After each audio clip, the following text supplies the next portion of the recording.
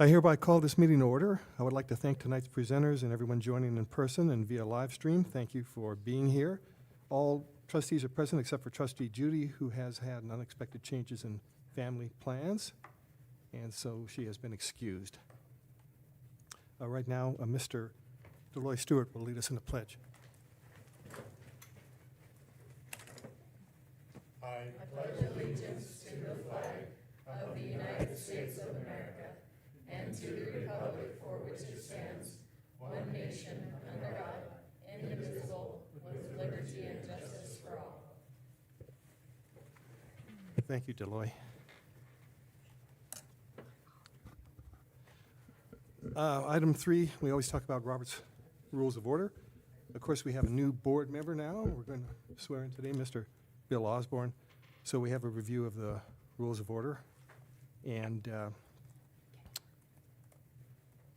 we're going to try to, we're going to do these strictly and set a good example for Bill.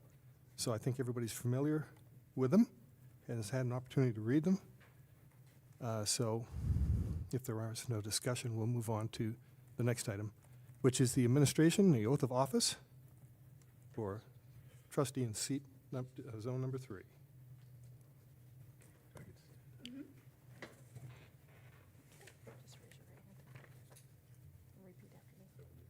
I, I, George Bill Osborne, do swear that I support the Constitution of the United States, that I support the Constitution of the United States, the Constitution and laws of this state, the Constitution and laws of this state, and that I will faithfully discharge and that I will faithfully discharge all the duties of the office of trustee all the duties of the office of trustee of the Pocatello-Chubbuck School District Number 25 of the Pocatello-Chubbuck School District number 25 in Bannock County, in Bannock County, State of Idaho, State of Idaho, according to the best of my ability. according to the best of my ability. All right. Well, congratulations, Bill, and welcome. And welcome to the Board of Trustees. Thank you. Thank you so very much for being willing to serve in this non-paid position, but it's very rewarding, and I know you'll do a great job. Next on the item, next is to approve and or amend the agenda. Everyone has had an opportunity to see tonight's agenda, so if there are no questions or discussions, then I hereby move that the board approve the agenda as presented. Is there a second? Second. Okay, all in favor say aye. Aye. Aye. Any opposed? That motion passes. The agenda is approved. Next up, we have reports. First, starting with the Communications and Community Relations Report from Courtney Fisher. Okay, good evening, Mr. Chair, trustees, welcome. Trustee Osborne, Ms. Jensen, and Superintendent Howell. Tonight, I have in your board packet the Communications and Community Relations Report, and most of that is self-explanatory, and there are 3 items in my report, a little unusual, that will warrant a little bit more discussion. So first up, we are going to talk about Light the World, so I would like to invite our guests, Mr. Deloy Stewart and Ms. Sherry Matson, to join me at the podium. We'll grab one more chair.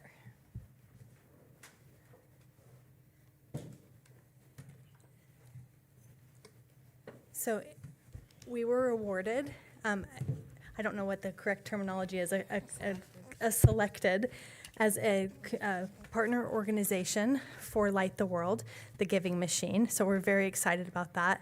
And Deloy and Sherry are going to tell you a little bit more about what that means for the School District 25 Education Foundation. Thank you, Chair and trustees and Dr. Howell and those members of School District 25. We're thrilled to be here today to give you the exciting news that the Pocatello-Chubbuck School District 25 Education Foundation has been selected as one of the 5 local charities that will be in the Giving Machines this year with the Light the World Giving Machine Initiative. It's an honor to be here to feature such an important foundation. You've got a couple good cheerleaders. Courtney and Dr. Howell have always talked highly of the foundation and made us aware of all of the great things that the foundation has done and helping out so many kids. And so when we were looking at the opportunity, last year was the first year that the Light the World Giving Machine Initiative came to Pocatello. In 2017, it started with one machine. And this is a sample of what the machine is, and it's kind of like a vending machine, but instead of going and buying a candy bar and receiving something for yourself, you're buying something and you're giving it to somebody else. And last year, we had 126 cities in 21 countries. And Pocatello was one of those, so that's a pretty good, and Sherry is our leader, and she's the one that really pushed to get them here, and because they were in Pocatello, we divided it up, and we had it for 2 weeks in November, and then it went to Rexburg for 2 weeks, and then it went to Idle Falls for about 2 weeks. So between the three cities, we raised what was about 2.9 million. Wow. Almost 3 million, and we were just a few dollars short of $1 million in Pocatello, which was just absolutely amazing. And that's with our community help.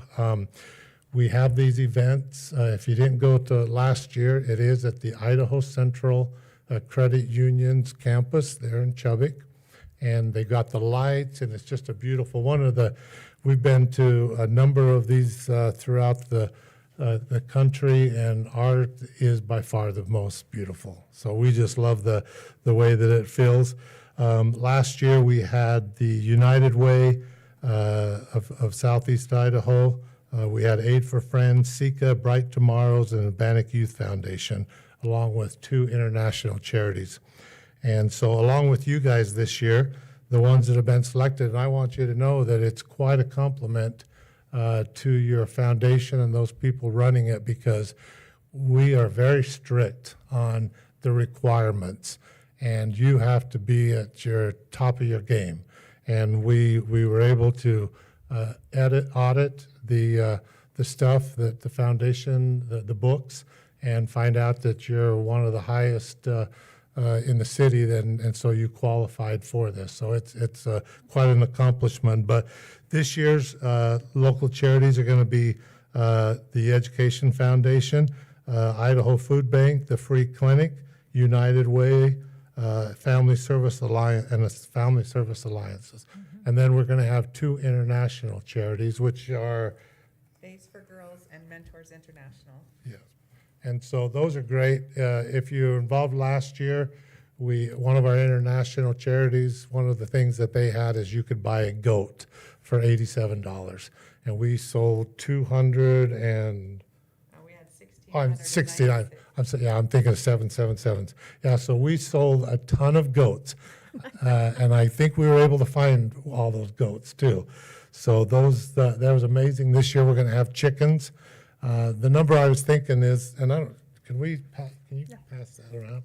On there, they'll show some of the things that we do. In these machines, you'll just go up, you'll pick the item that you would like to purchase. And really, the reason we're here is because we cannot wait to involve your learners that are in your school district. They're the ones that need to learn what giving is about and how they can find joy and they can be happy in doing that. We dropped the ball a little bit last year. I know that on November 21st, we had kind of a high school day where a lot of your choirs and your band kids and a lot of those guys came and participated with the program that we did there. But after watching Rexburg and Idle Falls, Idle Falls had theirs at the Grand Teton Mall, and they had buses and yellow buses and more yellow buses constantly showing up with grade school kids mostly that came, and they raised enough money, and several of them raised enough money for the 777, which is you walk up to the machine and you punch in 777, put your credit card in there, and every one of the items will drop down. So they're buying one of everything, which in Idle Falls was about $1,600. And so those classrooms raised enough money to do that. Now, we're grateful for the Church of Jesus Christ of Latter-day Saints. They're the ones that pick up the cost of bringing the machines, and they are also paying 100% of the credit card fees that are left over. And so when we say 100% of the profit goes to the charities, we don't mean 99.9. We mean 100%. And so that's a remarkable thing. But there's there's going to be a lot of opportunities for our committee. We have a committee of probably 40-some people just here in town that are going to go out, and we're going to educate the public about all of the charities. And that was one of the most enjoyable things last year, was just being able to learn about each one of these charities and what they do. I mean, I had no idea some of the stuff that Bright Tomorrows and the Bannock Youth Foundation and just all of them, they were all just wonderful. And so we're hoping that this year, one of the main things is we can just open people's eyes a little bit to what the Education Foundation is and the great things, and it is separate than just the normal school district budget and some of the wonderful things that they do. So that's the one thing. And by doing that, we hope to get the district and you guys involved. There's a list there on our calendar. We're going to be doing on September 3rd at 7 p.m. We're going to be doing the introductions to all the charities, and we'll have the Education Foundation there presenting to that. And then one of the great things that we did last year was the homecoming parade. Everybody, all the charities just loved it. Each one of the charities will have 5 cards, and we've already worked out what those cards will be. I might even just have Courtney. Oh, is it on the back? Oh, right there. Yep. There's your item cards that we're going to be having. We are a very humanitarian driven organization. And so we had to really make sure that the things that we were picking for the school district would be considered helping humanitarian wise. And so those are the items that we're going to have. So during the parade, we will have them printed on big boards, and we'll have everybody march in the parade behind the float, and we'll be playing music on all the charities. It was just a great event last year, and we're looking forward to that. But one of the great things is we hope that we can involve not only you as trustees, but the staff and the teachers at the schools will come and participate at the giving machines. Those organizations who did, I think, found that they were able to get a few more donations because they're kind of there talking to people about it. But it was a wonderful experience. Just the giving, we found out that we had like somebody that went and bought a bunch of Visa cards, prepaid Visa cards, and one family came that a lady approached them at the Walmart parking lot and gave him a card and said, would you go over to the giving machine at ICCU and make a donation, and just gave him a credit card. And she showed up, and there's a ton of stories, and we just share it. It's our passion. We just absolutely love it.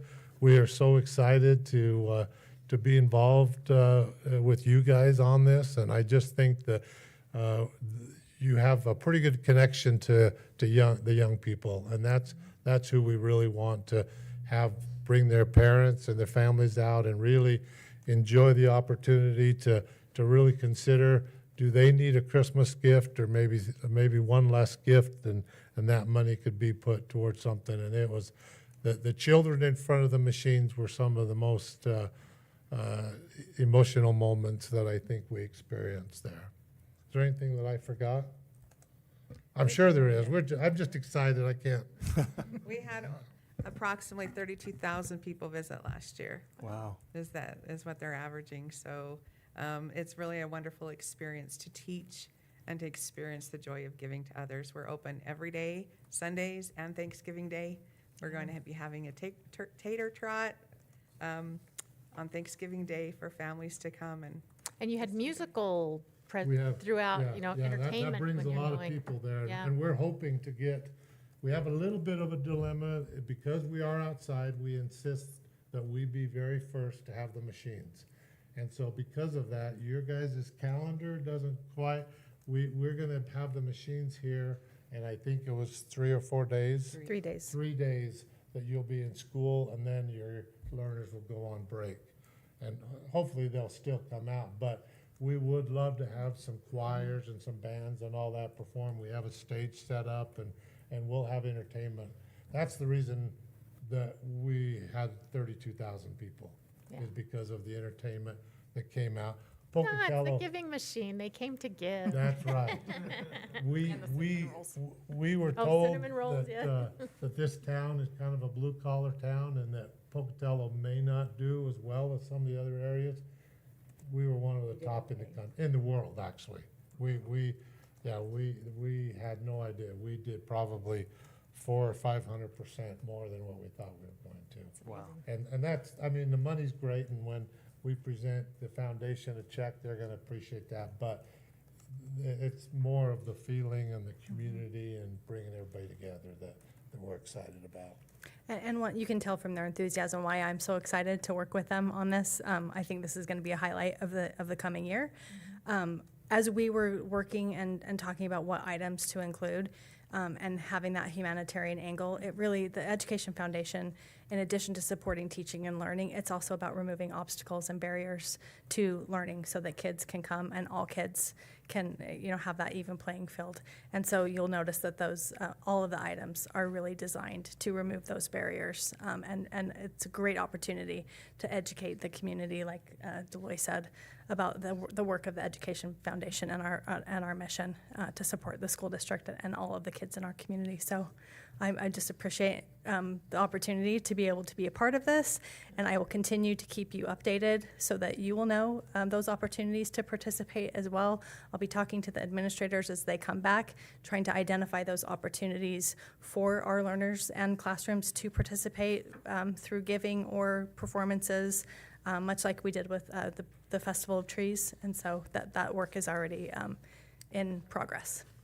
Yeah, I was kind of surprised with the list, because when you think of the foundation, I'm thinking of scholarships, or I'm thinking of, teacher supplies and those. I didn't realize these were some of the other things that you all. I worked very closely with our community resource worker team and Raina Patterson, the federal programs coordinator, to identify things that would be essential and critical to serve those needs and fulfill that requirement.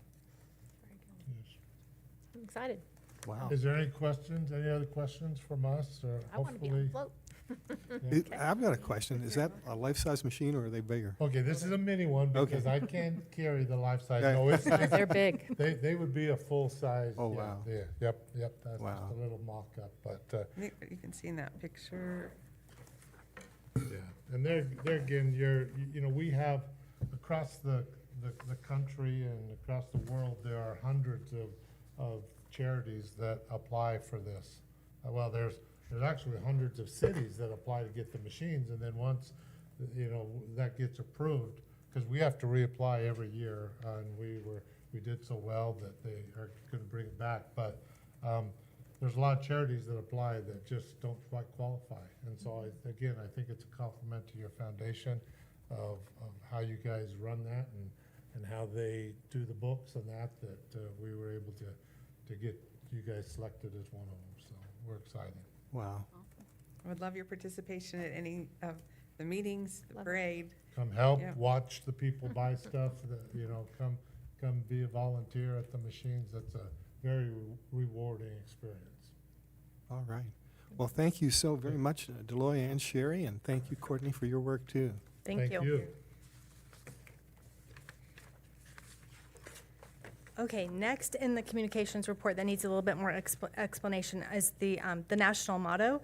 So Idaho Code 33141 requires educational institutions to display the national motto, "In God We Trust," when a compliant display is donated or purchased through private donations.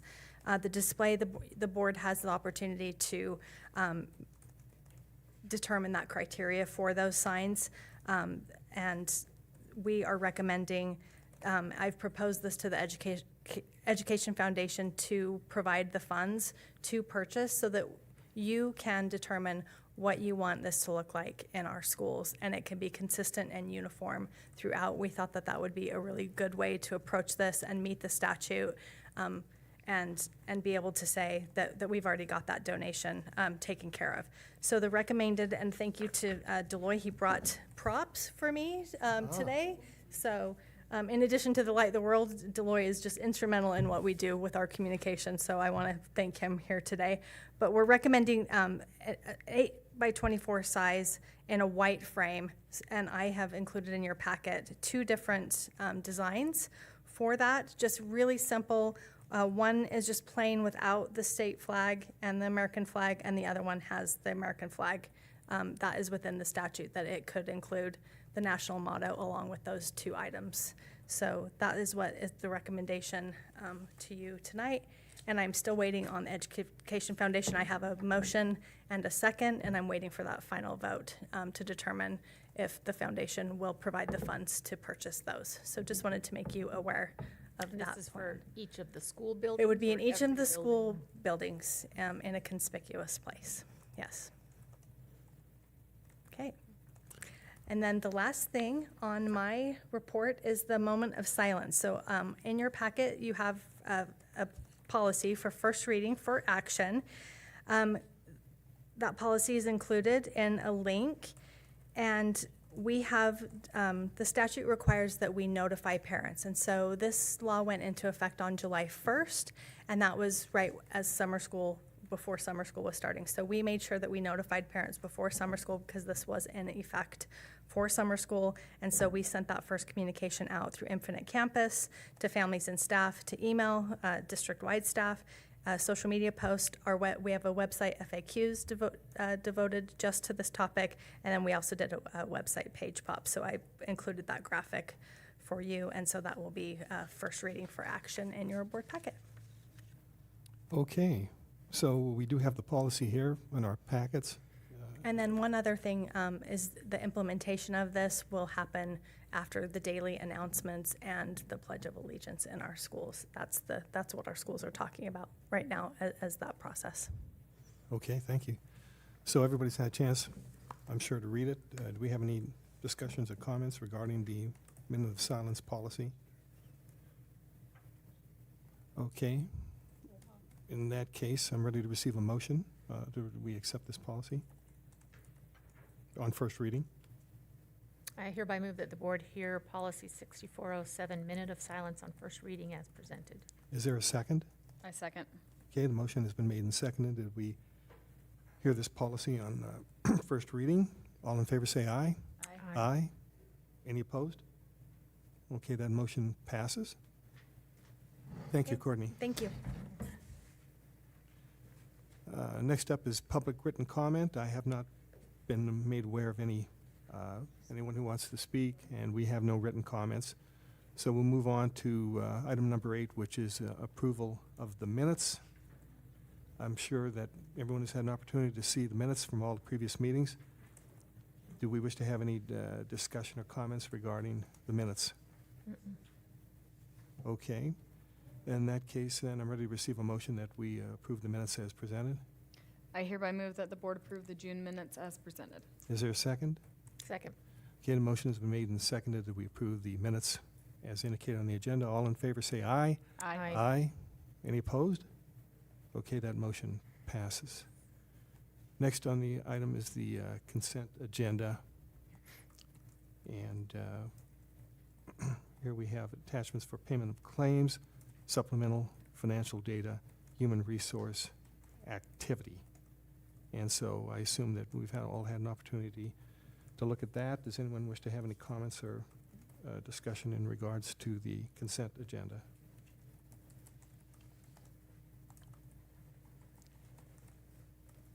Okay, let me find my place here.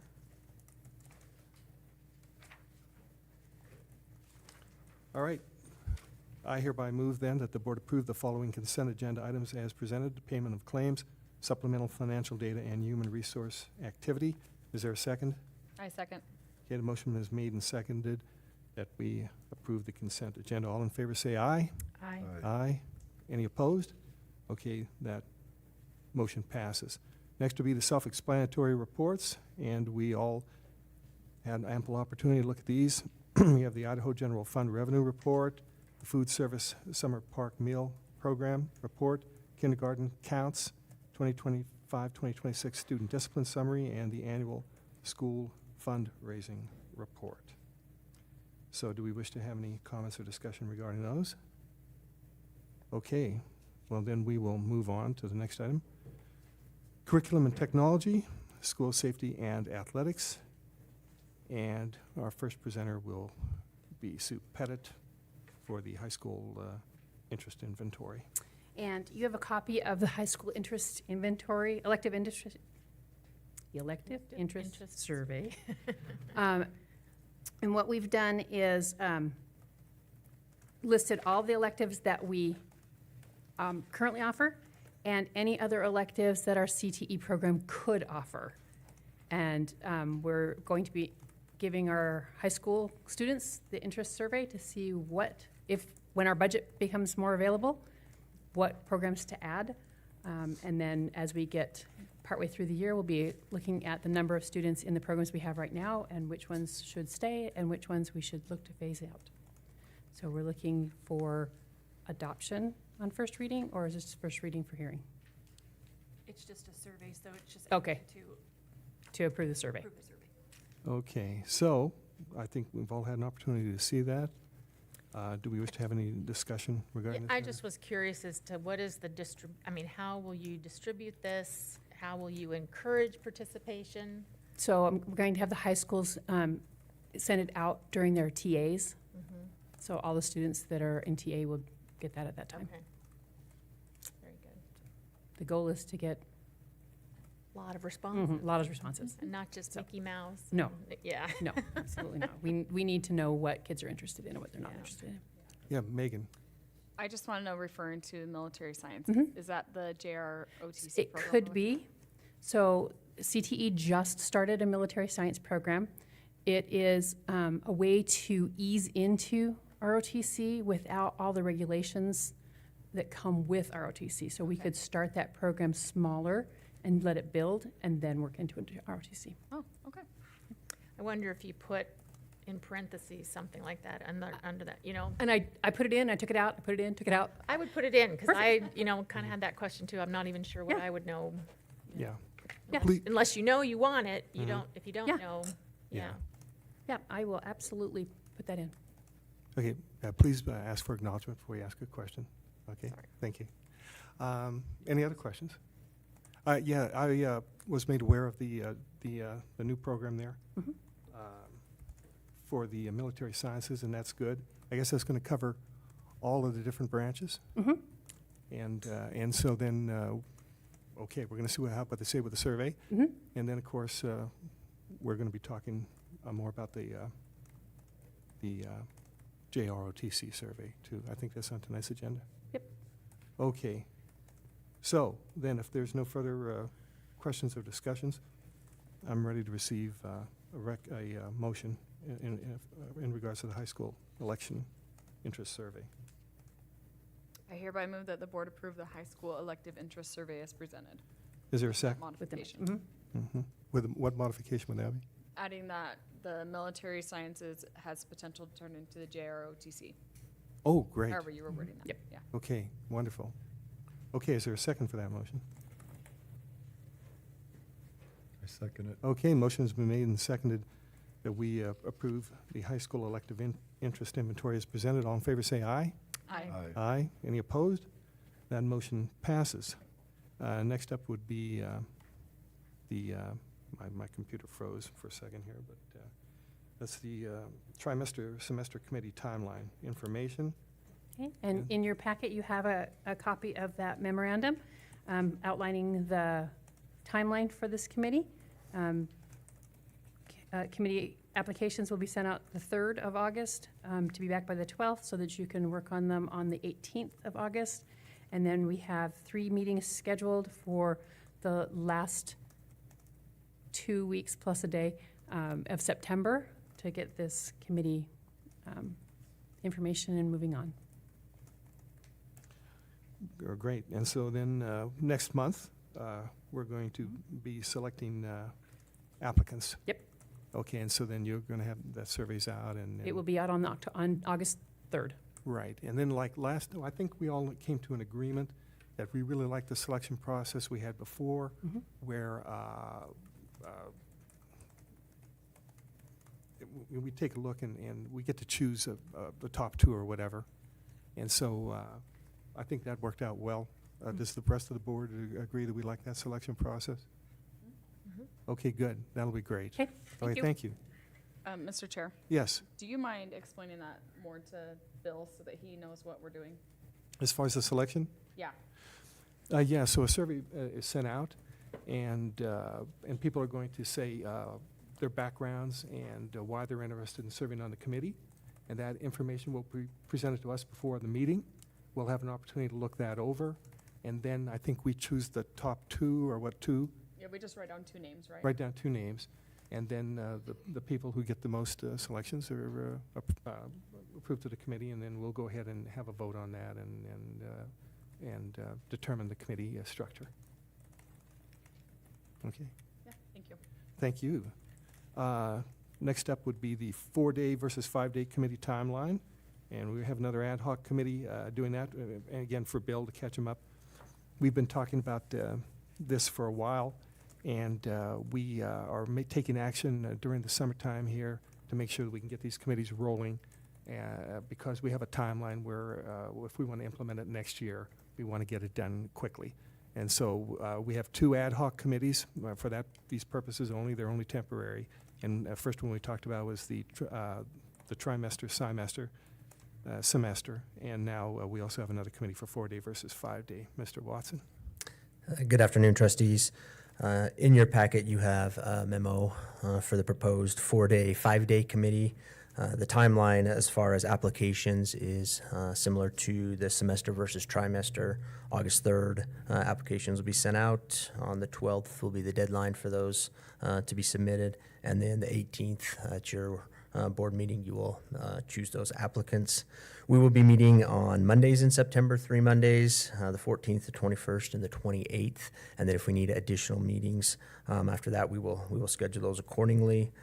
With a recommendation coming to the board on Tuesday, October 13th, to provide information to you as far as the committee goes. There will be a total of 16 committee members, and those members were determined at last month's board meeting. And the selection process is going to be the same way for this committee as well. And then our next board meeting, we will select the members of the public who will be on that committee. All right. Thank you. Well, thank you, AJ. Next up on the agenda is the High School Math Textbook Adoption Committee timeline information. And Amy Bowie, Director of Curriculum, will present that. Good afternoon.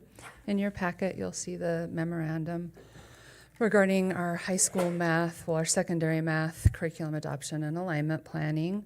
In 2017, the board adopted Mathematics Vision Project, MVP, and that has since been updated, and it's no longer called MVP, it's called OUR, Open Up Resources, and that's currently supporting instruction in our integrated Math 1, 2, and 3 in our high schools. We have allocated the necessary funds for purchase with this year's secondary textbook budget, and we have established priorities, and those are listed in the memo. I get really excited when I start to think about students' critical thinking and justifying and modeling their thinking, and a balanced development of conceptual understanding, procedural fluency, and application consistent with college and career readiness. I really, these bullets, they sort of accentuate our major priorities. As we move into adoption, we'll have a full rubric that will speak to the hearts of math teachers everywhere. And but these are our key priorities that will really communicate with our parents and those volunteers that we solicit to serve on our committee. Our committee is a little different. We select, there's 10 state law legislates that adoption committees are at least half parents and patrons from our community and half educators. So we have 5 parents that are selected by the board and 5 educators that come from an advisory team, so they kind of speak on behalf of teachers, and we have that buy-in from the teachers. We have 2 board members that are non-voting and 2 alternate, so that we maintain that balance and that compliance with state law. I think you remember that's how we structured that from the get-go.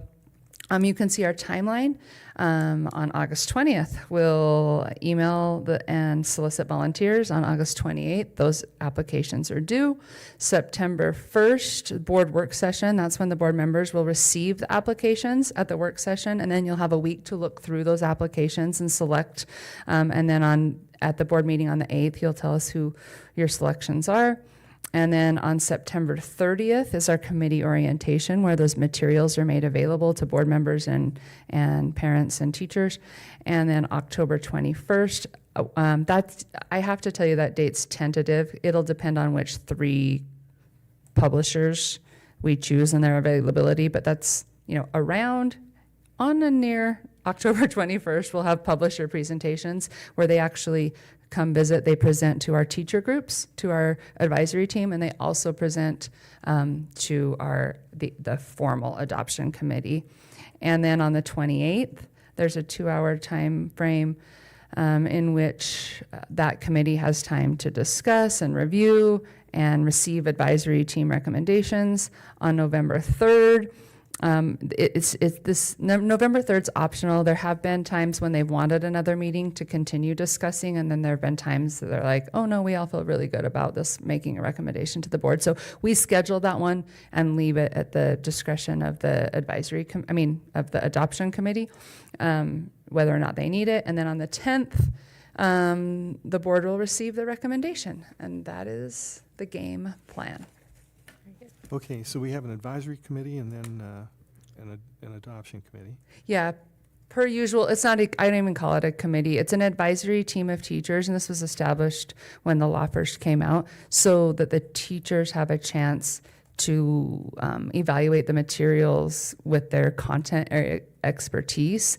And Mr. Chair, you've sat on these boards, so then they just give some recommendations in terms of, they come to the committee and they'll say things like, okay, here are 3 platforms that were on the table. We all liked this one because of this, this, and this, and we disliked it because of this, this, and this. This one was a really close second, or maybe even we were split. The team of teachers just gives honest feedback to the adoption committee, so that the adoption committee, which is in compliance with the law, actually does the work of making a recommendation to the board. Mm-hmm. Exactly. Yeah. And I think it's worked. In fact, other districts in our state have really followed this model that we are using in our district, because teacher buy-in in curriculum, if we skip that teacher buy-in, that becomes difficult for me in my department when we're trying to make sure we're implementing it with equity and fidelity. And so making sure we are really hearing those voices. And it's been really interesting to me that the parents, I can literally say every adoption committee we've had, the parents have talked about what they liked, what they disliked. They're really engaged. It takes a lot more time than they're anticipating to review these materials. And they inevitably arrive at the point where they're like, okay, we think all this, but what do the teachers think? They want to know. They want that feedback from the teachers. And so that's just, it's been very, I think when the legislation first passed and there was some thought of like, oh, could this be divisive between teachers and parents and board members? And it hasn't been that in our district at all. But we've got really open board members and yeah, parents who want to know what the teachers think and teachers who value the process. So I think it's, knock on some wood, it's been going really well. I think the hot topic with high school math will be, it's a national topic. It's the balance between conceptual understanding and procedural fluency, and how much direct instruction do we give versus conceptual. And high school math teachers are going to have a lot to say about that, and strong opinions on all of the ends of the spectrum, like anything else. So it's going to be really, I'm excited. I'm excited that we've got good experts coming to the table. Right. So I've been please wait Yeah. wait for just a Yes, second. you bet. No, I've been involved in 2 of these, for the 5th grade social studies curriculum and also for the coordinated science curriculum. And so, yeah, I think it works out well. We're getting good input from the teachers. The selection of the parents is going to be the same procedure we're following for the other committees. And then as far as the trustees on the committee, usually it's been those 2 people who are on the actually on the technology committee. So that would be Megan and I believe. Yeah, it's been, I think it's been different every time we've done it, but whichever board members that you want to serve on that would be great. Yeah, okay. All right, so do we have any other questions for? May I ask? Yes. I just want a little bit of clarification on what math 1, 2, and 3 refer to. Later down, it says something about algebra and Yes, stats. it's a great question. What classes are those? Oh, yes. And I will tell you. So we used to teach, and some districts still do. They teach algebra algebra, and then geometry, and then statistics. And in 2017, we went to an integrated approach, which we just did in science as well. You remember we did life science, or we just did that in science. So back in 2017, they integrated the math. So. And this is kind of a point of conversation as well. They integrated the math so that the algebra skills, geometry skills, and statistics skills are all integrated into the unit. And you just develop complexity with each year, complexity and depth. Now, one of the things that we will hear as publishers are presenting is some will say we're truly integrated, and others will say we're not truly integrated. And so what they'll be talking about is, are they getting down to the task level of integration, or is it just like, oh, in this unit, there's some algebraic thinking, there's some, thinking with geometry and some with statistics, or are at the task level. At this task, does it require you to integrate the skills of algebra, geometry, and statistics? And so you'll hear some of, that's a good question, and it's an important question. Can I ask a follow-up Yes. on that? Of course. So 1, 2, and 3, would that be freshman, sophomore, junior year? Yes, we do have sometimes we have students in an honors track that take integrated 1 their 8th grade year. And then there's some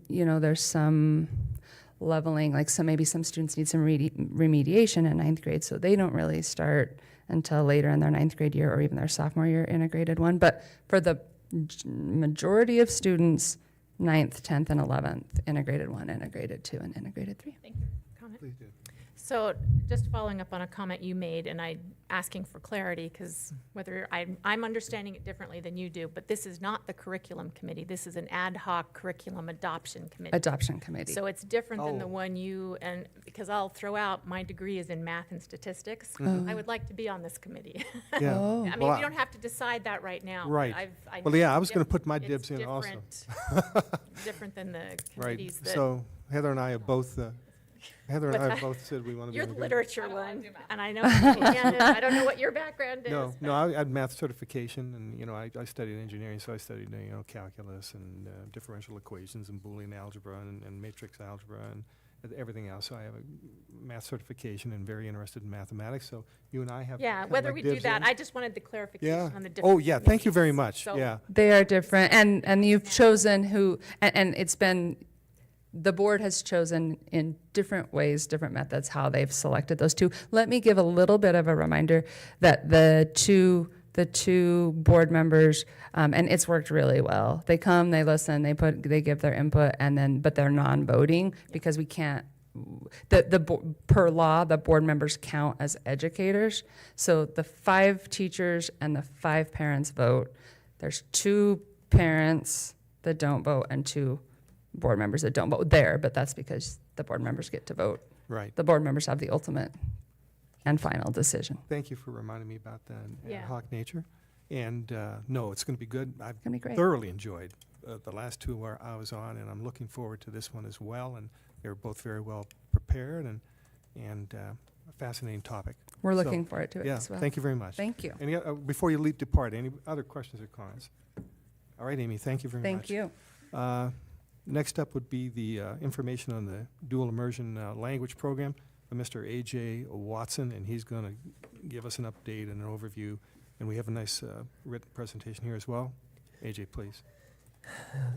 In your packet, you have a fairly lengthy memo in regard to Spanish dual language immersion program. I wanted you to be aware of most of the information as you consider this possible program and what that would look like potentially moving forward. So I will just provide you with an overview of the information included in that memo, as I'm sure you were able to read through it. And we've talked about the dual language immersion program, made a couple of site visits as well. So most of you are fairly familiar with the information. AJ, if you don't mind, maybe you could give a quick summary of our visit up to Rigby Jefferson for School District. our new trustee, Sure. Mr. Osborne. Yeah, so we made a visit, I believe it was back in February, possibly, January, February. We made a visit to Jefferson School District, which is Rigby, and we stopped at an elementary school. They have a large dual language immersion program that they've built up over the last several years there. We were able to meet with the coordinator who oversees the program, as well as with the principal and some of the staff. We visited classrooms. We were able to see what it looks like actually in action. Kind of they use a 50-50 model with 2 classroom teachers, one providing instruction in English, the other providing the instruction in Spanish, and they're all still based on the state standards. So we were able to see that. I think we visited from kindergarten all the way to 5th grade classrooms. We were able to ask questions, talk about how their program works, how they integrated in at their school that we were visiting. They had a combination of the dual language immersion classrooms, 2 of those, and then they also had just traditional classrooms as well with students. So based on that information, some of the discussions we had after making the visit, most of the board members were able to attend that visit. We looked at potentially considering some options moving forward for what that would look like with our district, putting some numbers to it where we could house that program. And so this information is being presented as part of an option for board consideration and a dual language immersion program in our school district. Any other board members have anything they No, all I wanted could to say add is about they that? rolled out the red carpet, and wow, we were there as long as we wanted, and they answered all our questions, and it was very impressive. And thank you very much for coordinating that. It was, That's it great. was a very educational experience for us. So please do continue. Okay, so in this proposal, it is for this proposal just looks at K-5 and will eventually turn into could eventually turn into a K-12 dual language immersion program as we move forward. But to start out, it would be a K-5 Spanish dual immersion program. In year 1 of implementation, we would just be starting with kindergarten and 1st grade. You sort of build the program up. As we learned, it's really tough. It'd be tough for a learner to jump in 5th grade and be able to catch up unless they have they already have some of those language skills that they've acquired. Each year, or each group would consist of 50 learners. So there would be 2 teachers, one that would provide the instruction in English, one that would provide the instruction in Spanish, and depending on what grade they're in, there's a determination in terms of what subjects they are teaching, and they use kind of a 50-50 model. So during the day, they share students. Half of the students would be learning math and Spanish, and then they would switch, and the other half would be learning the math and Spanish and working with the English teacher on English, depending on the grade level.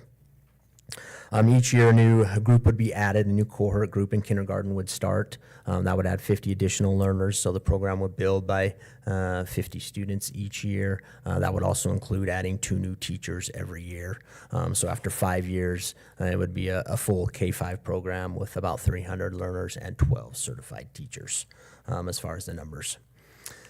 Enrollment and staffing resources. Student admission into the program would be free of charge. It would be similar to an application and lottery process, similar to what we do with our Montessori program.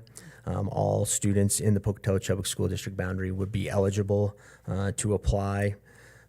One item of note, we talked about this a little bit, but highly likely that the majority of the learners would come from within our district boundaries just because of, one, the numbers. Yes, we would probably have interest from some others outside of our district that would definitely be eligible to apply, but just looking at the numbers and the size of our district, the majority of them, even if we had a lottery, would probably come from within our school district or from our school district or from our classrooms. May I ask a question?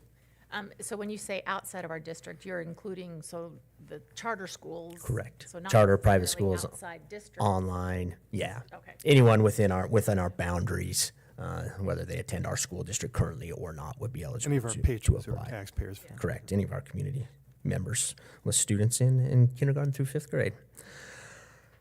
The new program will need a physical building, and this is kind of one of the things that, a couple of options for consideration and that are being presented.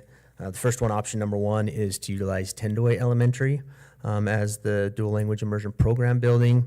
Eventually, the entire building could be utilized for dual language immersion because it has enough capacity for 2 classrooms per grade level. It could be a phased approach where as learners, moved on from 5th grade to 6th grade and a new grade was added, we could phase it out. Elementary boundaries would need to be redrawn and considered to adjust. Every time we mention elementary boundaries, we all remember a couple years ago. In order to redistribute to those about 250, 260 Tendoy students, and we would look at those boundaries and see where we could move learners. Option 2 is to utilize Wilcox Elementary as a traditional and combined dual language immersion, kind of like what we saw at the school we visited in Rigby. They have 4 classrooms per grade level, or some have 3 based on their numbers right now, but they could have 4 classrooms per grade level. 2 of the classrooms would be the traditional elementary model, and then 2 of those classrooms would be the dual language immersion program instruction classrooms.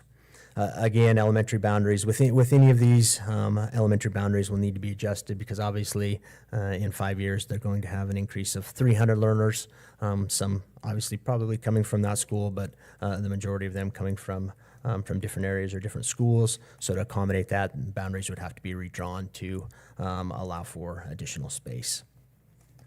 After 5 years, the plan would extend into middle school and high school according to their secondary schedules, the staffing resources, and student participation numbers with the end goal of having a fully comprehensive kindergarten through 12th grade Spanish dual immersion program. I listed on there budget and expense numbers just so you could see the breakdown, and this is just for the kindergarten through 5th grade program. And it takes the average salary, including benefits, for 12 certified teachers, 2 full-time paraprofessionals, and then some additional costs, not extensive, but some additional costs for the Spanish resources for our current curriculum resources. It shows a projected annual cost of about $1.15 million to operate that program.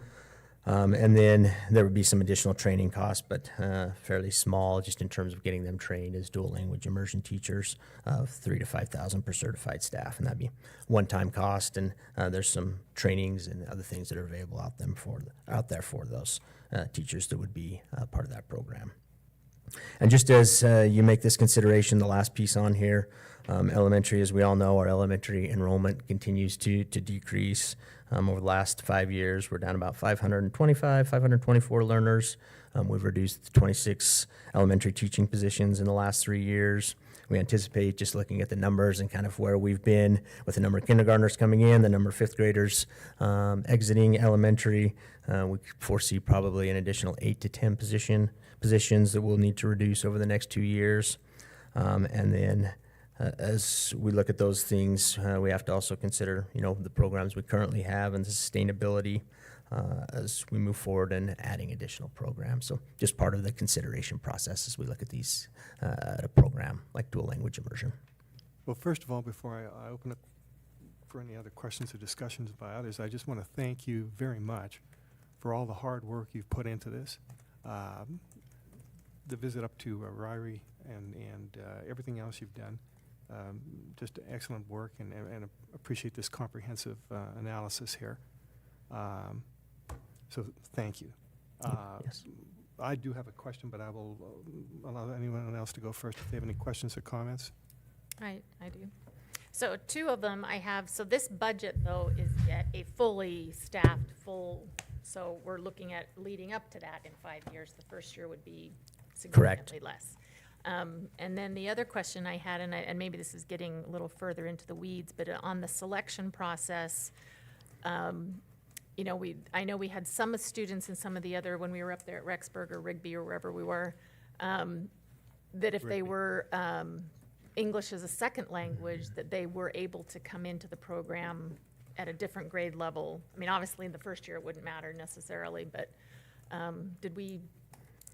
Yeah, so as part of this, and I don't even remember if I put it in here, we talked did. about Did it. you? Maybe I That there said would it. be, if they met the criteria for the language, if they met the criteria for a fourth grader and they're coming in as a fourth grader and they were an EL learner and knew Spanish, that they would be admitted into the program if a space became available. Right, that's in the packet. yeah. Okay, I must have just. There's a lot- there's a lot in there. I was reading, so I was like, this is what I wanted to see, what the feasibility of all of it. And I am interested in these two options you have for the location. I mean, it almost, I don't know if you have a preference, because it almost feels like, to completely make this wholly insular, I mean, I like the idea of Wilcox where you're kind of blending it with other students. As opposed to wholly taking over a school and making it like its own charter school. I don't know. And then, of course, I always have Washington in the back of my mind, because when this takes off, we need to open. Right. I know, another discussion for another time. But I don't know if pros and cons of that. And if we do keep going further down, I'd love to really hear more your thoughts on that. We don't have to do that now, Okay, but that sure. is- We that can is something. have some discussions. Because it does create entirely different communities. It does. And I guess my last comment is that I have to believe, even though we'd be initially filling the program with kids within our program, meaning we're not necessarily going to draw this huge population of kids, eventually it could kind of turn that tide a little bit of people coming into the district and wanting to be a part of this. So I'm thrilled with this. But anyway, anybody else? Anybody else? Well, needless to say, I appreciate all your hard work, and I think it's great. I guess the caveat is in the final paragraph there, and the fact that we are operating at a deficit right now, and there would be an additional 1.152 just to start. But we'll hear. That's what my clarifying comment was. That's it at fully functioning. It wouldn't be that to start. K through 5, yeah, K through 5. Right, but we'd only be starting with Only with K-1. one, that's right. So there's a fifth of Four that maybe, teachers. I don't know. Yeah. That's correct. Okay, so yeah, of course, when it comes to finances, we'll hear more from Mr. Balls, who's coming up later. But anyway, no, again, thank you so very much. It's an excellent program. I mean, I'm sure we'd all love to have it, and we appreciate all your hard work. Yeah, I've got comments. Go ahead. So on that point that Chairman just made, I feel like if we don't think outside the box and start doing stuff like this, then we'll just continue to see that downward slope. And so I'm in love with the idea of this program. I just think it'll be a huge draw. Like Trustee Clark said, that people will want to come into it and to see it grow. I don't think you need a decision today on like option 1 or 2, right? But like Trustee Clark, I like the idea of Wilcox because I feel like it can have more of an influence and not just be secluded by itself. I wondered how many buys Wilcox fits. Is it because Tendoy is a 2-buy, right? And so Wilcox is a 4. It has enough classes for 4. It's one of our largest elementary schools. So they have throughout the years had 4 per grade level. They're set up in pods. If you've been there, you probably remember they're set up in pods. They have enough for 4 per grade level.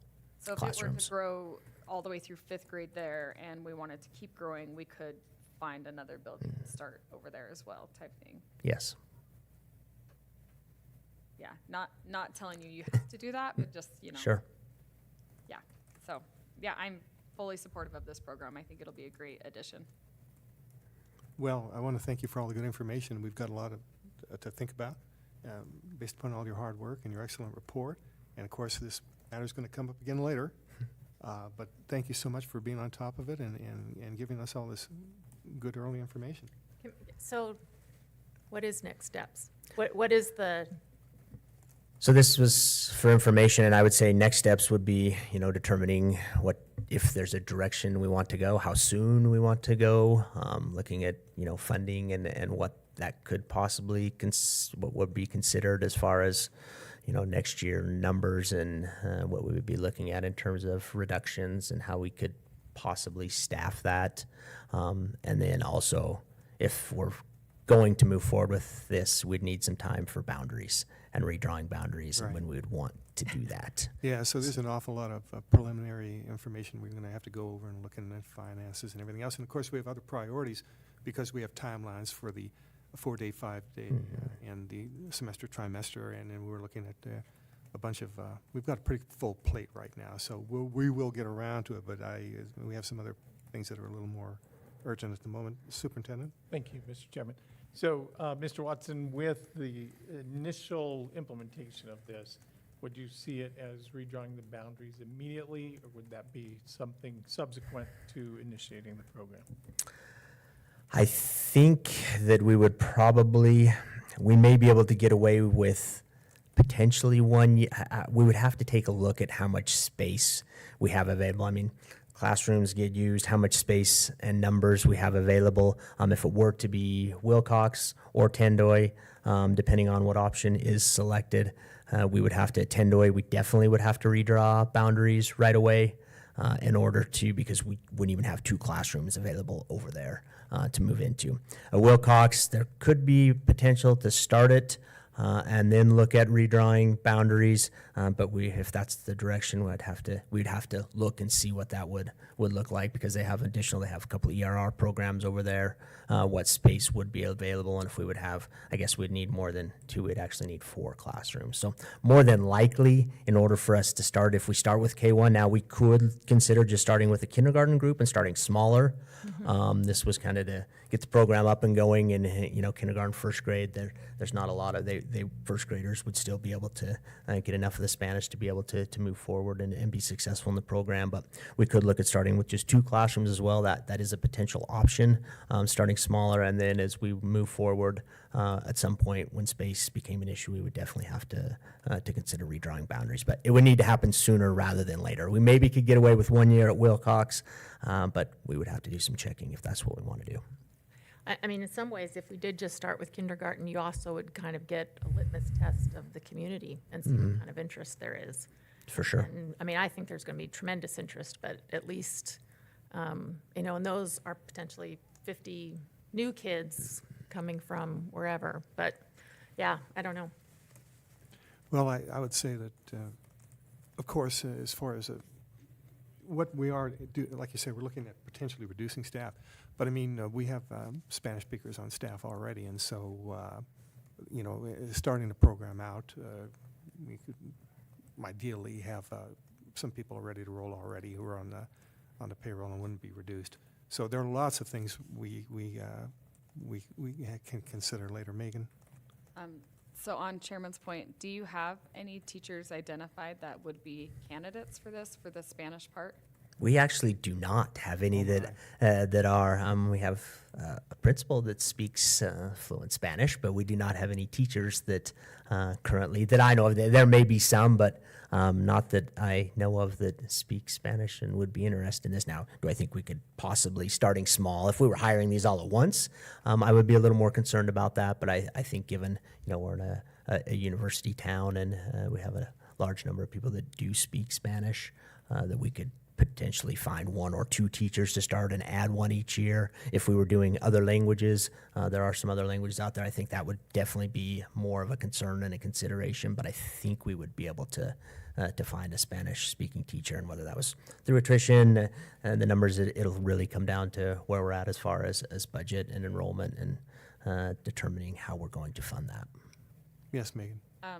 So on that, just following up with Trustee Clark's, I think maybe keeping it with first and kindergarten would be better for them if they're new Spanish teachers, Spanish, math, elementary Yes. teachers, all the above, just so that they had a cohort to work with on those things.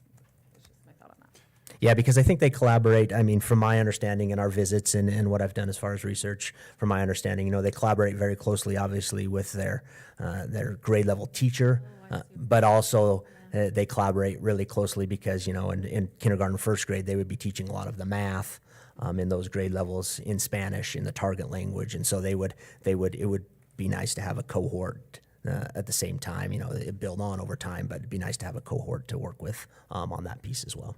Okay. Well, again, thank you for all the hard work, all the good information, and of course, we've got a lot of irons in the fire in the meanwhile, but this gives us a lot of good things to cogitate, think about when it comes up later when we deal with more pressing issues. So thank you, AJ. Thank you very Yes. much. One more? I would be gung ho if this could start next year, if you have a year to get that together, but that's just my thought on it. Yeah. Thought was important to share. Yes, well, no, that's good, because all the superb research and groundwork has been done, and we visited, and so we have a real good foundation when we have an opportunity to address this again. Okay? And could I just add one more piece to that? Yes. Just in terms of if it is something that we're looking at starting next year, we would have to move on this sooner rather than later, just in terms of the application process and getting everything set up. So it couldn't be something that we'd be able to wait until spring or, even the first of the year. We'd have to have some decisions made and things put in place so we could get things rolling. Yes. Another question, and maybe this is a question for Brenda, though. Do we ever hire teachers, so if someone is a Spanish speaker, but they don't have the certification, that we would hire them in a, I don't know, not a temporary order, but, seeing that they're getting their, Sorry. an interim. No, go ahead. Oh, thank you. I didn't know what Yeah, the true term of it interim is, certificate. so that they Yeah, can essentially, then, they would have 3 get it years finished to at- reach all the certification requirements. okay. Okay. Uh-huh. Well, I think it's time to move along, but thank you so very much for all your hard work, and thank you, AJ. Next thing Yes. on the agenda would be the policy 8308, student injuries, illness, and medications. It's an action item. I assume we've all had an opportunity to read this particular policy. Basically, it's an ISBA recommended policy, and we just, the part that we would add in there are the items in green. Does anyone have any comments or questions regarding this policy? Okay. Well, then I'm ready to receive a motion that we hear Board Policy 8308, student injuries on first reading as presented. I hereby move that the board hear policy 8308, student injuries, illness, and medication on first reading as presented. Is there a second? Second. Okay, the motion has been made and seconded. We hear this policy on first reading. All in favor say aye. Aye. Aye. Any opposed? Okay, that motion passes. Next on the agenda would be consider approving revisions to the parent-guardian universal consent form. And again, AJ is here for any questions or whatever. We've all had an opportunity to look at that. I believe, comments here. Just the 2 things have been changed basically on our basic policy. And as opposed to permission, it's acknowledgement. In that regards, non-emergency first aid, minor scrapes, cuts, bruises, item number 13 on the policy. And then the other one, only other change in yellow would be down the name pronoun requests. And so this is just an acknowledgement. I think when we get into the last part of the meeting, we're going to talk more about parent notification. And so the question arose and is going to be addressed that parents need to be notified within 72 hours if anything like this happens, and then they must give their written permission. And before it was a little nebulous because we only submit this survey. How often do we submit this survey? Please do tell us. Yeah. Well- So as they complete the online registration process, but then they complete it again, middle school, Sue, right? Going into 6th grade and then again going into 9th grade. Yeah, so we only get that out there 3 times. And so something that has to do with this gender dysphoria or anything else, we're addressing that issue tonight. And so that's why we're having these modifications there. So any further, anyone else have any questions or discussions regarding these changes to the universal consent form? If not, then I hereby move that the board approve the revised parent-guardian universal consent form as presented. Is there a second? I second. Okay, the motion has been made and seconded that we approve this universal consent form as the changes as presented. All in favor say aye. Aye. Aye. Any opposed? Okay, that motion passes. Thank you, AJ. Thank you. Next up would be the 2026 back-to-school calendar information, and Amy Bowie is the presenter. And my goodness gracious, August is a busy time, isn't it? Please 2 do tell us weeks. what's going on. 2 weeks, we start our first administrative meetings, and you can just look at the people behind me and watch their stress level rise just a little bit when I say those words out loud. Yeah, August 4th, it's 2 weeks from today. And so in your packet, the 2026 back to school calendar, you can view that. It's pretty typical. Some important days to note probably are August 6th, new elementary student registration. Our new teacher training and orientation, which we're very proud of, takes place on 11th, 12th, and 13th. We also start our middle school and high school schedule pickups on the 12th and 13th.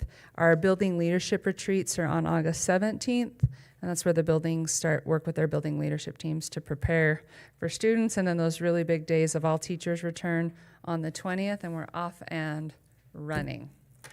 My only question is, where'd the summer go? I mean, Amen. I mean, holy I know. cow. I mean, August 8th, and my goodness. I mean, no, you guys are just busy as can be, and you do a great job. This place is like a beehive, with all the activity going on. Yes. And everybody getting prepared, and the new people online, and just like, wow, that's an impressive schedule, and thank you for all the hard work there.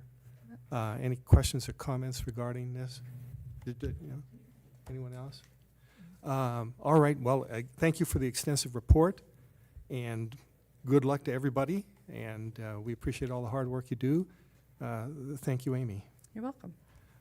Next up, we have a unit development report, and you're going to do that as well. Yep, I'll provide just a little background, especially since Trustee Osborne's a lot new to, Yes, please to this do. work. Every June, groups of teachers from across the district come together for dedicated collaboration time focused on building and refining units of instruction. This work's essential to ensuring that our curriculum remains aligned to the Idaho content standards, and it's instructionally coherent, and it's responsive to student learning needs.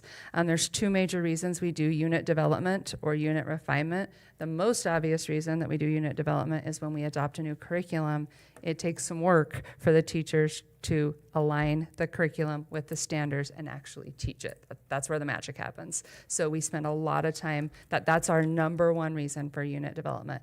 Then there are many other reasons. Those range from updated state standards. So they updated the social studies standards recently. So our social studies teachers need to come to the table and make sure their units align to state standards.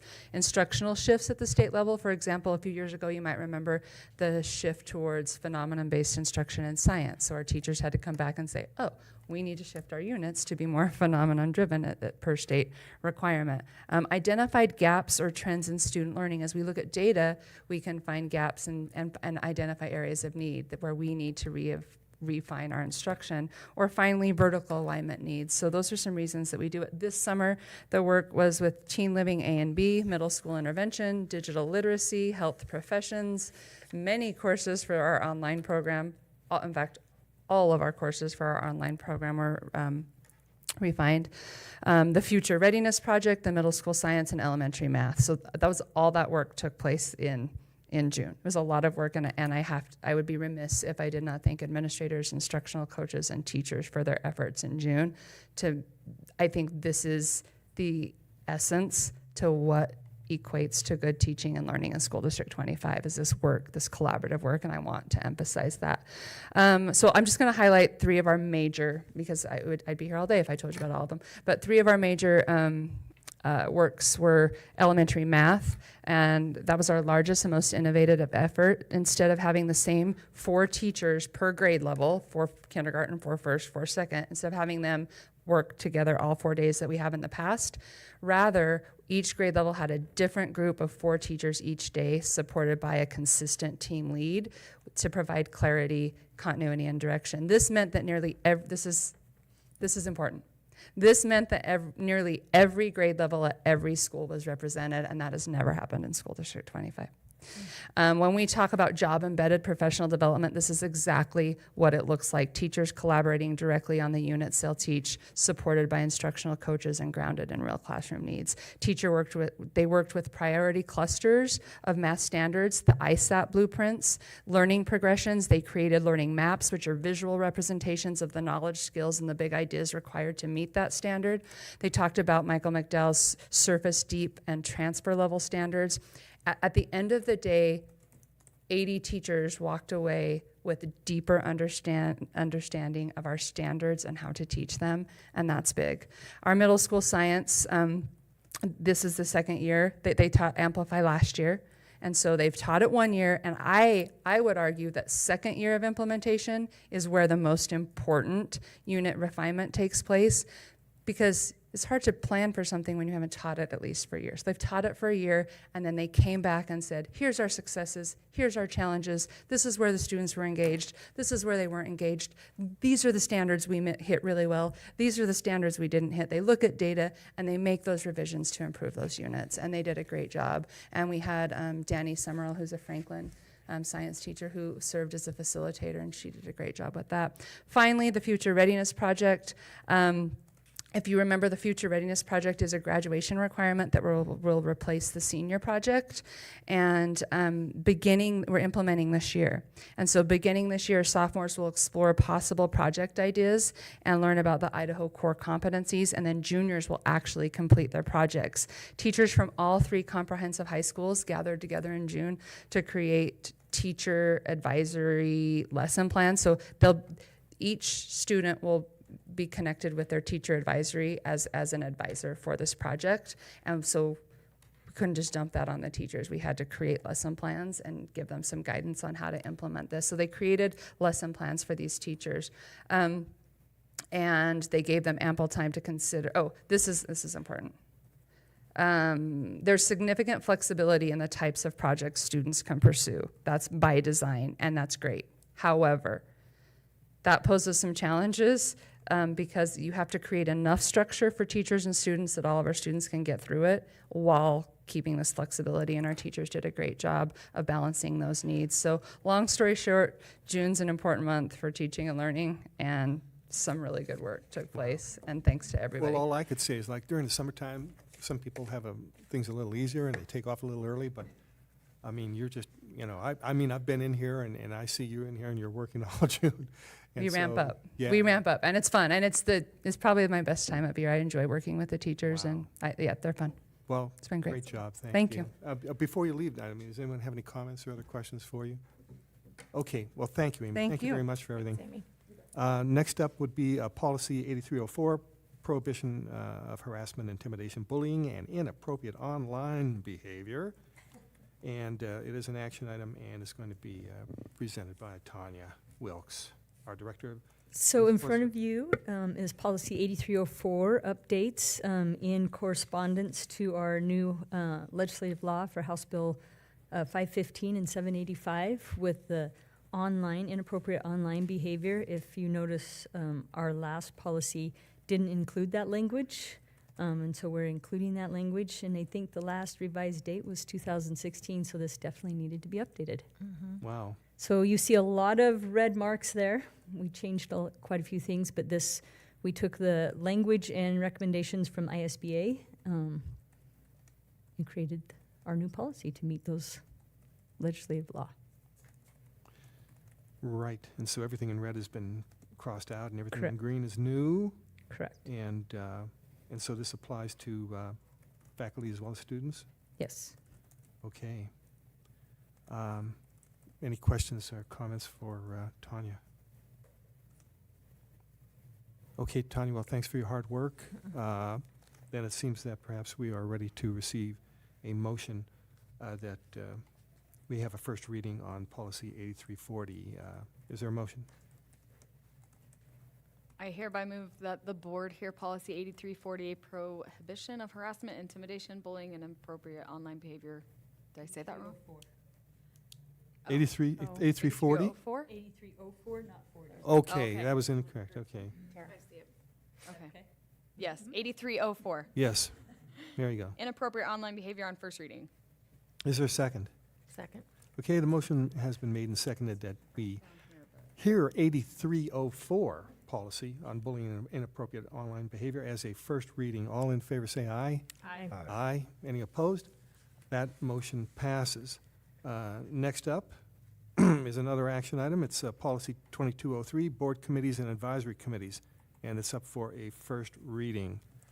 And so we have that in the packet here. It was an ISBA policy that the items in green have been added by us, and the items in red are crossed out. We all had an opportunity to read that. Do we wish to have any comments or discussions regarding this I policy? have some comments. Please do. I'm actually going to pass this down for you to look at. One for Dr. Howell as well. Maybe you could see Megan gets that when she comes in. Well, you wanna Yeah, wait till Megan gets back, or I don't know? She just had to step out real quick. okay. Okay, go ahead. Well, please do continue then, Oh, unless okay. you wish to wait. You Well, wish- I mean, I guess she can catch up when, and so I'm going to preface this with our last discussion. One of the things that I had brought up was the true role of a board member on these ad hoc committees. And I think this is incredibly apropos since we've got so many ad hoc committees that are about to be formed. And so let me just read what when an elected board member speaks in a committee, their presence alone carries significant weight. Community members and staff often defer, intentionally or subconsciously, to the person holding the final vote, which can stifle open debate and defeat the purpose of having an advisory committee in the first place. My goals with the additions that I've provided here to ensure the integrity of a committee's independent voice while maintaining board oversight are threefold. First, empowering the community and staff. Advisory committees exist to gather authentic feedback and expertise from parents, staff, and community members. Restricting board participation ensures these stakeholders feel comfortable speaking candidly. And frankly, if you don't mind, Ray, I would like Megan to be here for this Sure. commentary, so I don't know if we want to. Could the superintendent check and see if Megan is indisposed? We can pause momentarily. If you're Let's okay rest with in that, place. because I Let's do rest in feel place like for a few since minutes. there's only 3 of us and this is going to involve full board participation, that having, Sure, we will rest in place for a few minutes until Megan returns. Perhaps. Yeah, go ahead and kill the live key and the mics until we.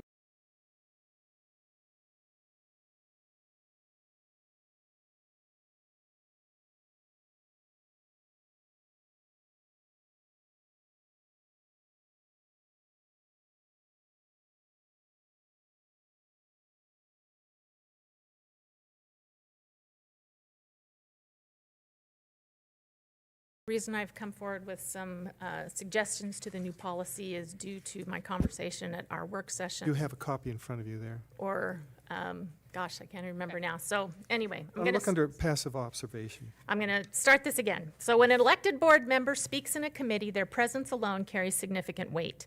Community members and staff often defer intentionally or subconsciously to the person holding the final vote, which can stifle open debate and defeat the purpose of having an advisory committee in the first place.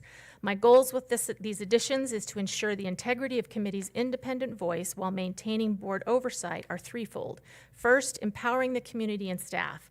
Advisory committees exist to gather authentic feedback and expertise from parents, staff, and community members. Restricting board participation ensures that these stakeholders feel comfortable speaking candidly. Second is mitigating perceived power imbalances. Even well-intentioned comments from a board member can be interpreted as directives. Removing board debate from committee meetings prevents other members from prematurely deferring to, quote, what the board wants. And thirdly, protecting the board's neutrality. Board members are ultimately tasked with evaluating committee recommendations objectively when they reach the full board. Remaining passive during the drafting phase preserves your ability to review the final product with a fresh, unbiased perspective.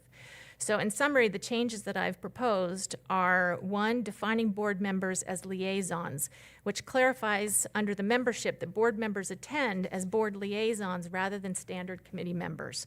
Second, it adds a clear participation guideline, which creates a dedicated section restricting board members to passive listening, permitting only factual clarifying questions and explicitly reserving active discussion and recommendation building for staff and community members. And third, adjusts the quorum rules, which clarifies under meetings and procedures that non-voting board liaisons do not count toward a committee's quorum, ensuring, the committee remains truly community and staff-driven. So I've passed out what I believe are some of these proposed amendments to this, which essentially, adds some wording that again protects the integrity of these committees, because I think, as I've witnessed as being a participant of some of these ad hoc committees, that board members tend to be more vocal because we're more entrenched in some of these discussions. And I think the most notable was in our Highland Rebuild Committee. And it was voiced multiple times by staff and community members that they felt like their voice was not equally heard because of board member comments. And so I feel really strongly that this is something we should be looking more closely at to maintain the integrity of these committees. So then, I have a question here then. So then your additions would be here under passive observation, limitation on participation, clarifying questions, preservation of objectivity. Are Correct. those the things you wish to add? And recategorizing the board as a liaison as opposed to an actual member of the committee. Where's that listed? It's at the top under membership. Membership as Liaison active capacity. participants to.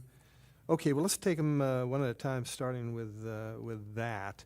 And I'll go first here, and then, of course, everybody can ask to be recognized and have an opportunity to speak as often as they want and for as long as they want. Our policy right now indicates that board members are active participants. They're non-voting. And I guess this sort of goes into some of the others. But a lot of times it's, of course, if you wish to, we're there. I see my role in any of these committees to be gather information. So the trustees who are on the committees are there to be able to tell the rest of the board members who weren't on, so they can understand what happened. And of course, to do that, you need to ask questions. And I think, that entails, activity. I think that we do have to be just not passive listeners. I just don't think you can get the information you need if that's all you do and you can't be an active participant. So that's my comment, and so I'll open it up to anybody else who wishes to be recognized. Sorry, I'm still reading through it. Oh, okay, yeah. No, go ahead and read through that. And we will wait because we're going to address these one at a time.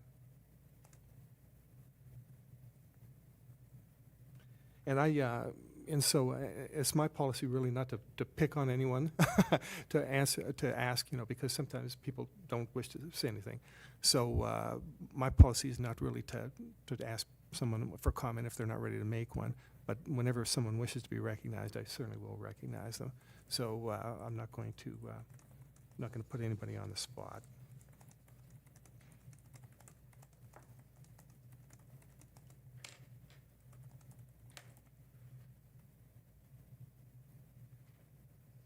Sorry, Mr. Chairman, do you mind if we take a 2-minute recess? Let's go ahead. Let's, you just haven't had an opportunity to look this over, so we will rest in place for several minutes until you're caught up. Okay.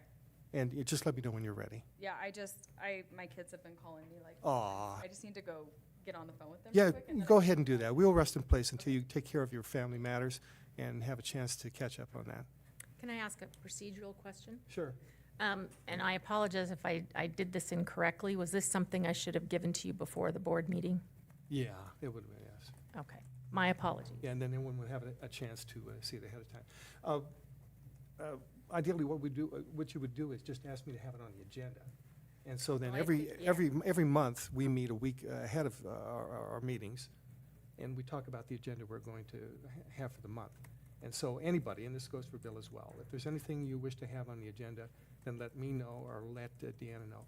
And ordinarily, the agenda is set by the chair and vice chair, but any two members can request an item to be added to the agenda. So if you add it, almost invariably, I'm going to go So along with someone. Right, so I knew that we were discussing the policy. I guess I'm more referring to this amendment. I apologize, Tara, it probably should have been added to, so that everyone had a chance to review it. Yeah, so no, but, this is good. I mean, I think it just, It's good to clarify it, and also for Bill as a new trustee. Yeah, like I say, I'm always open. You can, I think everybody has my number. If you don't, I'll get it to you. You can text me. You can send me an email to the district SD25 email. But anytime you have that, we'd like to have these things ahead of time so that people have an opportunity to read them and be prepared. Well, in my defense, I finished it about an hour before the meeting. Okay. But it's been rattling in my head since our last meeting. But Are we recessed, Cammy? Yeah, go ahead and kill the feed and the mics.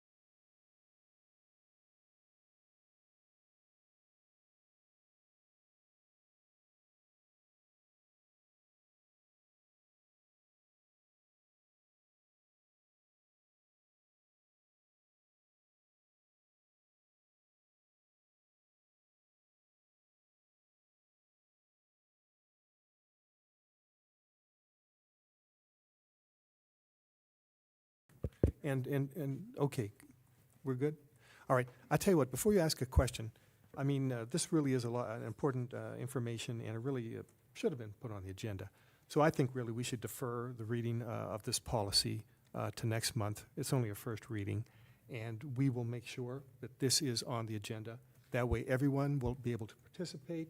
Deanna's not here, and everyone will have a lot of time to look it over and think about it. Okay, And I so- appreciate that. Yes, you're very welcome. Just one final, I mean, this isn't just off the top of my head. Sure. You know, this is from other boards that, you know, I kind of scoured to find what other school districts, and this is something that's not irregular to have.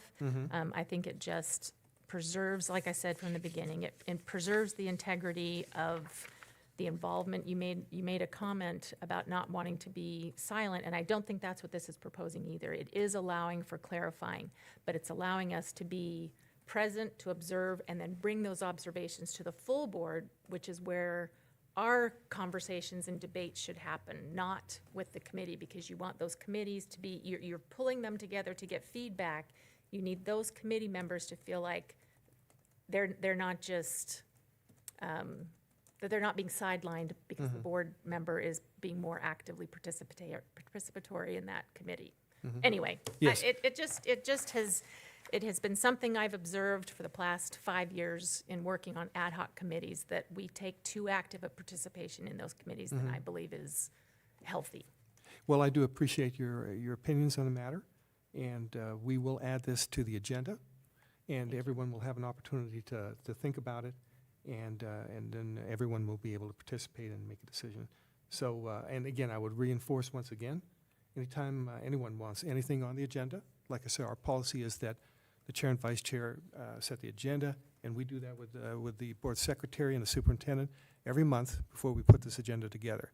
So And this they- was on the agenda, though. Oh, yeah, no, I'm just saying that, anything like I this didn't would be. bring anything Yeah, new, no, just- this is, Okay. but important information is going to reflect. You would, say, this is what I'd like to add. So anyway, yeah, and so, of course, certain things, we have timelines that need to be met, and so the superintendent and the board secretary make sure that we get all these necessary things that we need to do, and then all the other items we want on. Don't hesitate to reach out to me and/or Deanna. Let us know if you want something on the agenda, and we'll get it on. So let's go ahead and move on to item number 12, human resources. May I ask 2 questions? Yes, I'm sorry, Also? please do. Okay, so on the number 2 insertion of a new section, like that, I'm wondering where you would want that put into here? And you wanted it titled Role and Participation of Board Members on Committees, correct? Correct. And so, yeah, I would suggest, well, we'll talk more about this later, but I would suggest that it's as an attachment with these addenda, and then we'll all have an opportunity to thoroughly discuss it. Okay, any other questions or comments? Okay, Brenda Minor, please do. Great, thank you. Good evening, board members, welcome. We are moving along with staffing. Wow, it has been crazy. We have hired, we were pretty slow in June, and we had everyone hired, and I was feeling pretty good. And then all of a sudden, we had a few in July that, due to family situations or, last minute changes, that we've had a few that have resigned, and so we have some new openings. And I just kind of want to update you on where we started, what we're doing. So in elementary this year, we've had 12 new hires, and that's not counting the teachers we transferred due to a reduction, through attrition, those ones that we also had moved around, and those were 5 other classroom teachers. We still need to hire, it was 4.5 when I wrote this today, now it's 3.5, so we did hire our Syringa teacher, so we don't need a first grade at Syringa anymore, but we do need a 5th grade at Chubbuck, and a 5th grade at Tyhee, and an interventionist at Gate City. In middle school, we have hired 9 positions with 1 move from an elementary to the middle school, and we have 2 open positions right now in middle school. We have a band that just came open for 1 year and and a social studies position. In high school, we've hired 15 high school positions, which includes 2 middle school transitions 2 teachers that have left middle school to go to high school. And currently, we have 3 special education positions open in our high schools, also including our Arches program is one of them. So we have 1 at Arches, 1 at Century, and 1 at New Horizon. And we also have had the opportunity to hire 2 new SLPs and 1 new school psychologist. And when you look at those hirings, the good piece about that is that takes away from our contracted people that we have, and it's nice for students to be able to have a speech language pathologist that's actually in the building with them and not through a Zoom. So those are where we are with hiring for the 26-27 school year. Thank you, Brenda. Okay, next up, I'm sorry. I would ask if we have any questions or comments. If not, we'll move ahead with business operations. Mr. Jonathan Balls. Thank you, Mr. Chair and board members. Good afternoon. Thank you for your time. Up first is the budget advisory timeline, just for some information. The first section were some language I had grabbed on a draft, and the board will kind of review that later, again, just for information. Really, we just wanted to focus on that bottom third, proposed timeline. We had discussed some of these dates when we had talked about this budget advisory committee, that in October and February and April would be good times to have this committee together, as those are kind of some major milestones and some key information comes out. Obviously, we'll update the board every month as this comes along, but if the board would like to proceed with this Budget Advisory Committee, these are 3 dates or tentative times that we could pull this advisory committee together. Again, I think it seems like Monday evenings, seem to be the best for activities and work schedules from 5 to 6:30. So anyway, that was my some information that I wanted to just share. That sounds good to me, and I'm glad. Thank you for your work on this, and You bet. I think this is important. We should continue with it, and what I've seen there looks good. Any other questions or comments? Okay, Jonathan, go ahead with your next item. Okay. Again, just a little update on our capital improvement. Again, summer, we have about 80 days from the last day of school to the first day of school to get all of our summer projects done. That's 80 days including weekends. So if you count work days, that's about 58 days. So we are running. The report that you have in front of you is kind of a payment report that the board had asked to be started last year, kind of mid-process, if you will. So this is the first time we've been able to start it with this way. And so this is typically will just be reported every month in the self-explanatory reports. But just wanted to highlight just a few things that all of the projects are for the most part on schedule. We're watching a few projects that will get done very close to the start of school. But as for now, right now, there will not be any impacts to students, which we're excited about. And so as you kind of review those, this report does show it by school on the left-hand side, and then the project, the cost, is a short description, and then the vendor or vendors, and I've included some architect vendors if we've needed those for these projects throughout the different schools there. I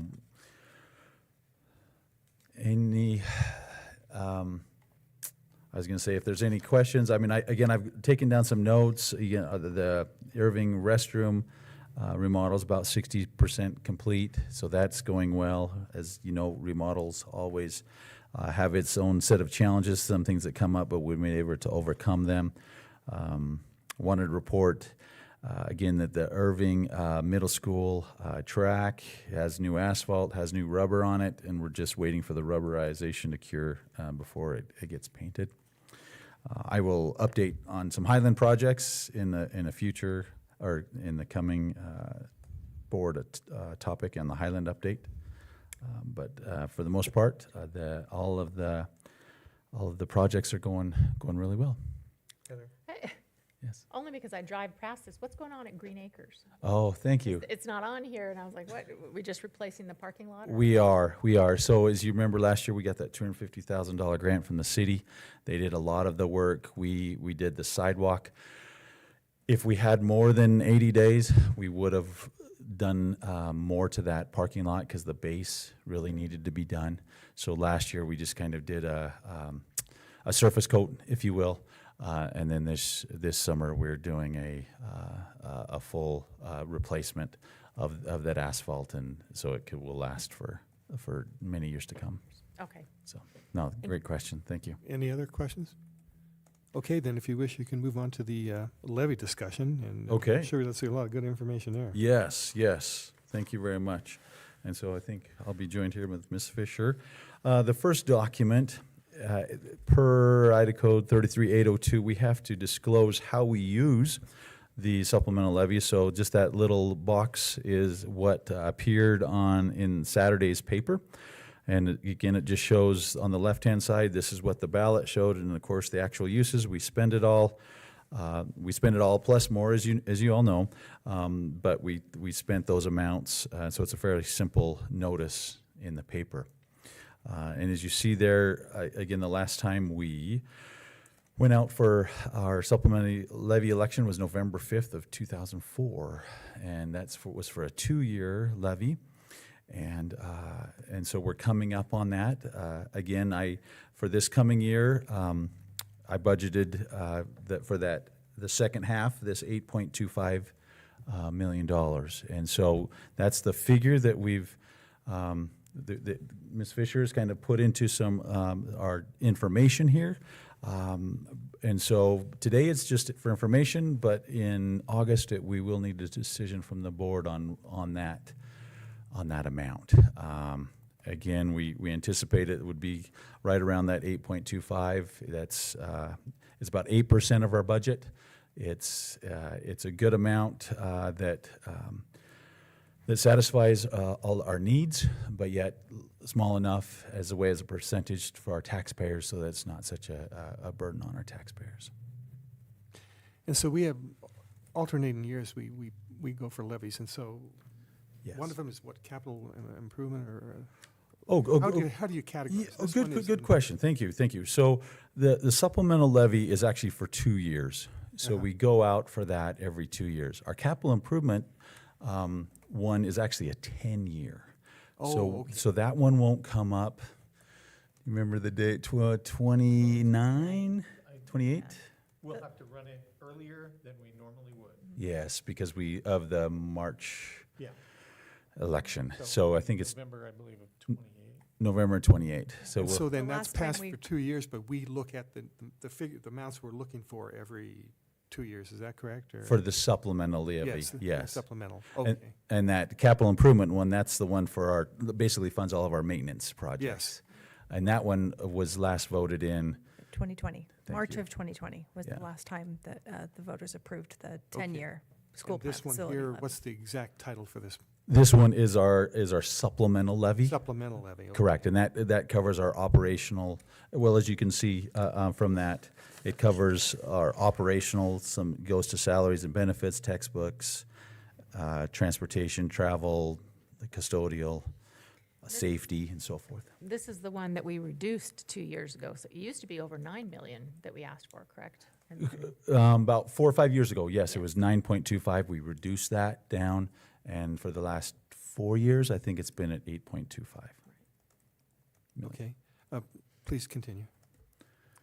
So in anticipation, Mr. Chair, of the levy, we like to think about how we're going to present this. This is a very extensive public information effort to present to our public. So we do an internal campaign, communication campaign, and an external communication campaign. So just for your information, it's just a draft. This can certainly change based on your feedback and input.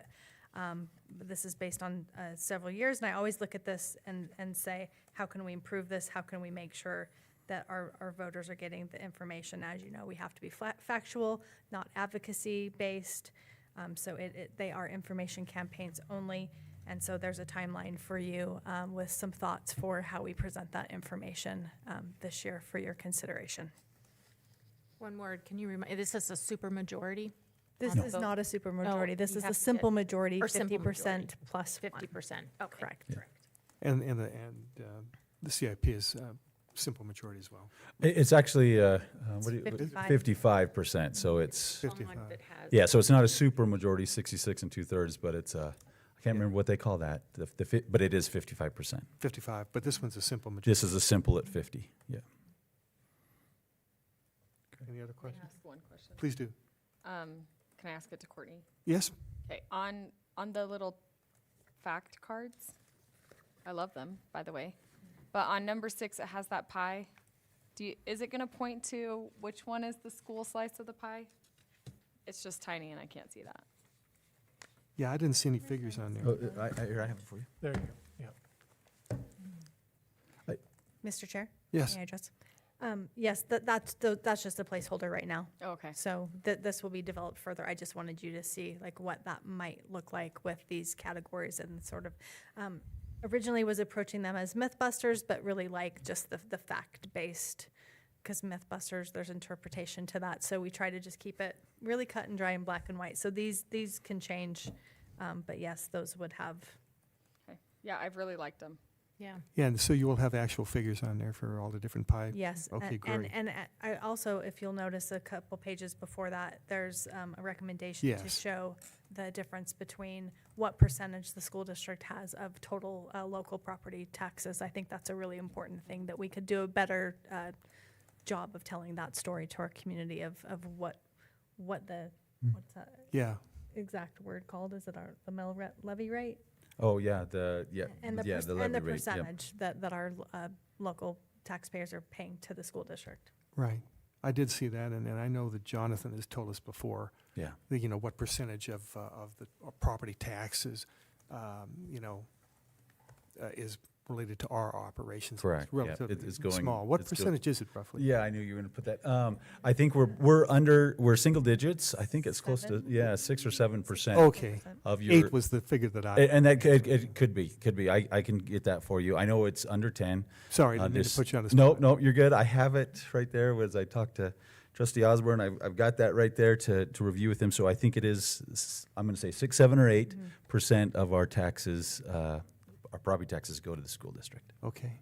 Mr. Chair? Yes. That rate has significantly decreased over the last several years too, so I think that's a really good thing to give our community the historical data, because I think it was as high as, I want to say 10? 20 It at one point. was 20, you're correct. Whoa, 4 or 5 whoa. years ago. So showing how historically we have decreased that. Yeah, no, I think I've seen it go burden. from like 10 and a half down to 8 and a quarter or something like that. Yeah. Just on my tenure, yeah. So again, just information now. If there's any feedback on the document, on anything, please let Dr. Howell or us know, and then that'll be up for action next month. Well, once again, good work, and it looks good to me, and again, thank you so very much for all your good work, both you guys. Thank you. Okay, thank you. And so now, so now we have the, next is the 2026, 2027 bus routes, and right off the, well, no, go ahead and make your presentation. Well, first. and it is. We always struggle. Again, we have hundreds and hundreds of bus stops, bus routes. They obviously change. They have been flow with ridership, with new move-ins, move-outs, and so forth like that. And so we tried to put in there by school, by route, what these stops are. Again, sorry, there is no heading there, but the left-hand column is a school. The next column is the stop intersection. The yes or no is a safety route. That's per policy. If it's under 2 miles, we technically don't have to provide transportation, but we do. Everybody does, because it helps ridership. It helps pays the bill for transportation. But and then those big numbers, or excuse me, the numbers on the right-hand side is the decimal equivalent to the in miles from the stop to the school. Wow. So Down to so like so 90 again, digits. and you can see in even that first one, there's yeses until you get to no, and that's no because they're over 2 miles from the school. But these would be all, whether yes or no. These are the stops that we have serviced for decades, and we are proposing to the board to continue to do these. But again, per Idaho code, and I don't know exactly what code number it is, but I know that we always have to present this to the board before school starts. So there it is. Okay, in well, front of you. again, eight significant digits on the mileage. Yes. Precise there. Yep. Questions or comments for Jonathan regarding the bus routes? Huge kudos. Yeah. Well, and that's our transportation department, or Kelly Dow and her team. They work very hard on these. Again, as our enrollment's going down, they try to consolidate some routes. It's always a challenge to get bus drivers, and so I appreciate all that they do.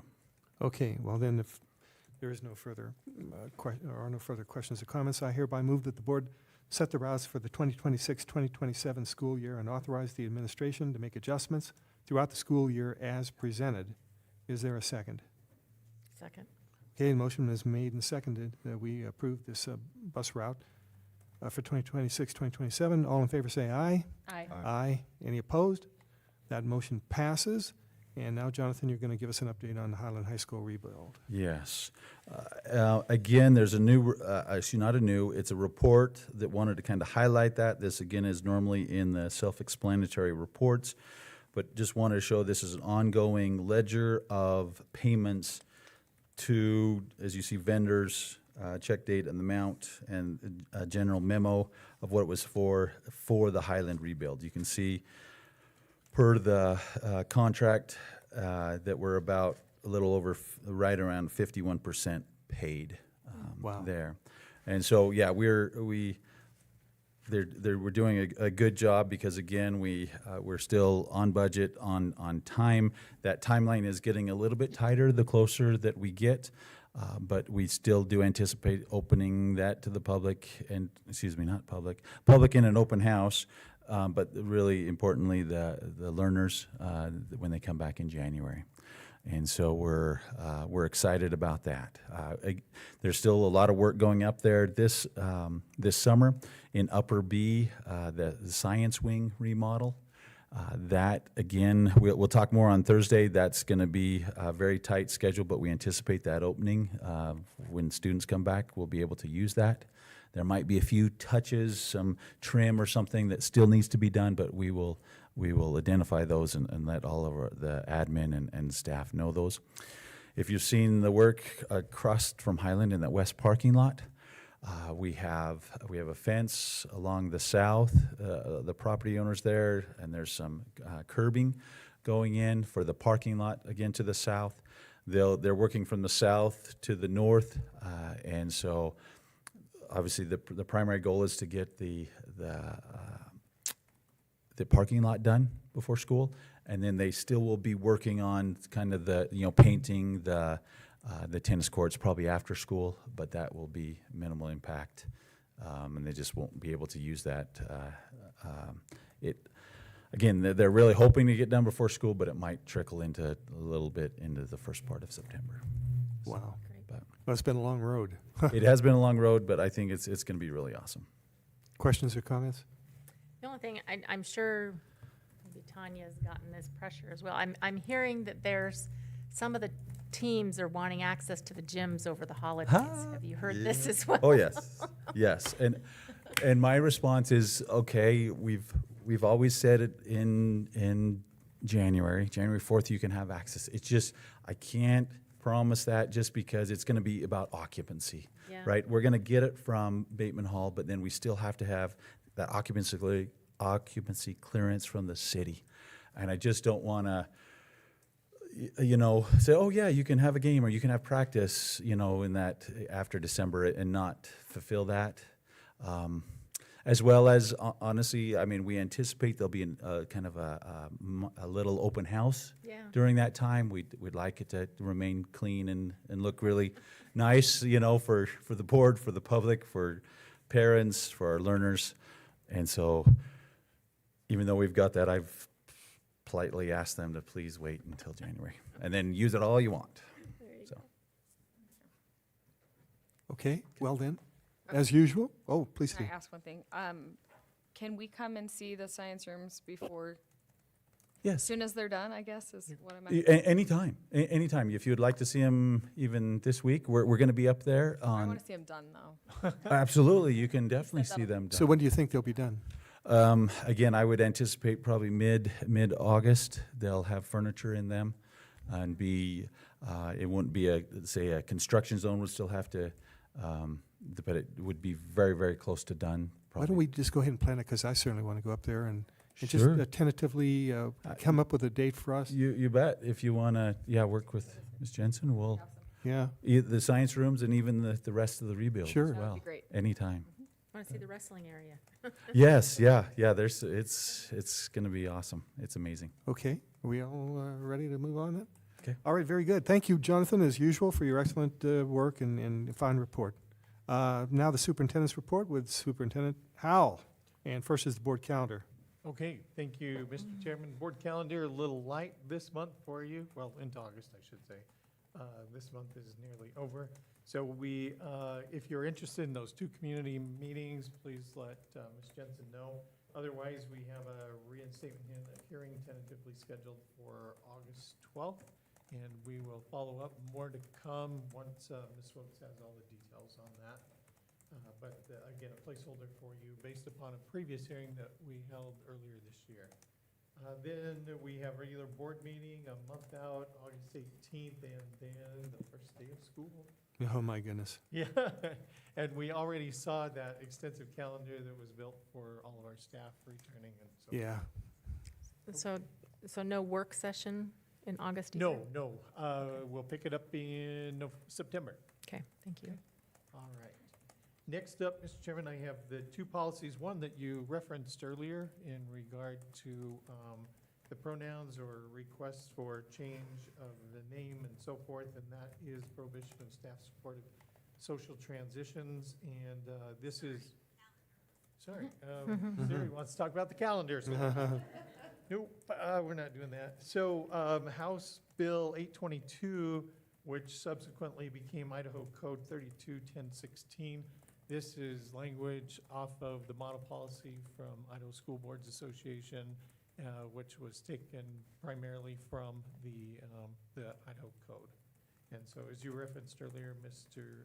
Chairman, we would have 72 hours to report that from staff member, teacher to the principal to the parent. Yeah, no, well, I think that's good because, like I say, we only put the survey out, and before there was kind of like, you know, I approved something, 4 years ago, and this just solidifies everything. Everybody knows what the policy is. They're all informed within 72 hours, and they have to give their written permission, and so tidies everything up very nicely. Any other questions or comments regarding policy 7406? Well, very well then. I hereby move that the board hear policy 7406, prohibition of staff support of social transitions, on first reading as presented. Is there a second? I second. Okay, the motion has been made and seconded. Do we hear this policy 7406 on first reading? All in favor say aye. Aye. Aye. Any opposed? That motion passes. The next up would be policy 7407. Superintendent Howell will tell us about that. Okay, thank you, Mr. Chair. For both of these policies, because they are brand new, we will include them in our staff policy review at the beginning of the year, along with the others that we've shared with you tonight, the minute of silence and so forth, so that our staff will be well aware of all of these that were implemented by law on July 1st. And so for this one, this was originally Senate Bill 1100, and then adopted into Idaho Code 336703. And you can see it is primarily in regard to restrooms and lodging, and it is set up for the sex on the birth certificate. And then there are a few exceptions down through the middle where someone may enter one of those areas of the different sex, but they are outlined here. It may be for emergency, janitorial, and so forth. And then it ends with some accommodations for those who have requests, and if we're able to fulfill them, to find them an alternative placement if they have that preference. Right. Well, very comprehensive and well-written. It's all new. It's all in green. Can I ask a question? Sure, you bet. So when accommodations upon request, I've been sitting here, I mean, it doesn't specify that it has to be the parent, or so the student themselves can request the accommodation? In implementation or application, it's been the parents who've come to us and asked for those. And so our administrators work with the parents and the learner to. It doesn't mention that in here, and that's why I was just wondering, is that, I don't know if that's. So my understanding then is that, and we don't really have many instances of this, not at all, maybe 3 or something like that. And that with the parents' permission or whatever, then you make accommodations for, et cetera. So I think this is pretty comprehensive. I guess one question I would have, and it's tangential to this, but the recent Supreme Court ruling about, about boys competing in girls' athletics. It was, do we have has there been a law or policy we have for that? Not that I have seen yet. Maybe I will we- look for it. We Please, will look for it. let's look into that. Yeah, Tanya. have you seen something, Tanya? Tanya, come on up. Sorry, I'm calling people. No, That's no, your you know, that's privilege. okay. Yeah, not mine. No. We do have a policy in there. We follow IHSAA rules, and it's in those guidelines that we follow for all of the rules of boundaries. Could you give me the reference to that, you don't know? Idaho High School, not off the top of my head, but I could get it for you. And so the content, are boys prohibited from participating in girls' sports, or? Correct, with the given laws coming forward, yes. Okay, so that we have a policy for that, and the Supreme Court just It's kind of not a validated it. policy, it's regulations that we It's follow. a policy Idaho- procedure? Idaho High School Athletic Association. We okay. follow those rules. Okay, May I just ask for? sure, please do. So, you're saying that we have a policy that says we follow ISHAA rules, and they are going to therefore come out with a policy that follows the federal Correct. thing? Okay, thank you. Okay, well, any other questions for Tanya? Thank you, Tanya. And so then, okay, sorry, but to take us off trail a little bit more. So we have the policy here, 7404, facilities separated by sex. Any questions or comments? 7407. I'm sorry, 7407. That's No, okay. thank It you. was written Thank you very much. On the agenda, like the one you had. Yeah. Any other questions or comments with regard to this policy? Okay, I'm ready to receive a motion then on this policy. I hereby recommend the board hear policy 7407, facilities separated by sex, on the first reading as presented. Is there a second? I'll second. Okay, the motion has been made and seconded that we hear policy 7407 as presented for first reading. All in favor say aye. Aye. Aye. Any opposed? That motion passes. And so we have covered the entire agenda. I hereby move that the board adjourn. Is there a second? Second. Okay, all in favor say aye. Aye. Aye. Any opposed? We are